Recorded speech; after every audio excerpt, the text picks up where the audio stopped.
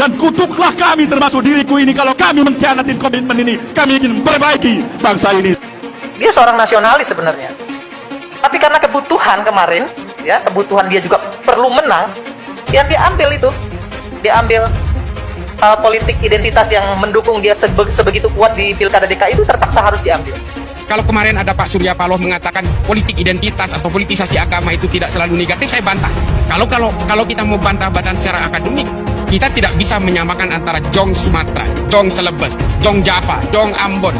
Mereka berjuang untuk mengusir penjajah yang musuh bersama. Ini namanya politik integritas, bukan politik identitas. Kalau politik identitas itu adalah bangsa yang besar, massa yang besar dipecah-pecah untuk kepentingan dirinya sendiri dan untuk melawan musuhnya sendiri.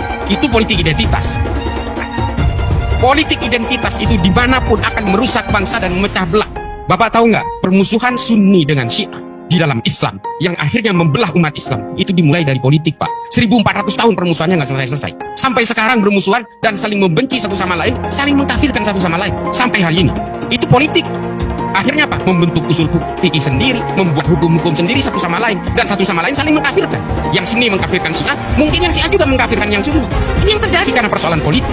Jadi kalau ketika kita berbicara tentang politisasi agama, jangankan yang berbeda agama, Pak, yang seagama juga bisa berperang dan saling bunuh. Artinya apa? Dari semua pemahaman-pemahaman yang hari ini dijejalkan kepada kita oleh agen-agen khilafah ini seperti Felix Xiao, Ismail Santo, HTI, ex-HTI, dan juga Khilafatul Muslimin melalui JI, JAD, JAK, JAT, JAS, MMI, MIT, MIB, NII. Ini semua adalah mimpi-mimpi yang ingin membakar kita semua. Kalau Indonesia ini ada di Arab, mungkin sudah pecah menjadi 15 atau 20 negara. Kemudian ideologi-ideologi yang lahir dari bangsa ini hari ini berusaha dijejalkan paksa ke bangsa kita. Ini kan ironis, ambiguitas. Paham-paham khilafah dan sebagainya itu yang dianggap sebagai paham yang diturunkan dari langit oleh Tuhan berusaha dijejalkan kepada kita, sementara khilafah itu sendiri tidak bisa menyelamatkan dirinya sendiri. Ini yang harus kita pahami, bahwa paham-paham seperti ini adalah paham-paham yang sebenarnya ingin mendegradasi Pancasila secara evolusif. Ini yang harus kita pahami.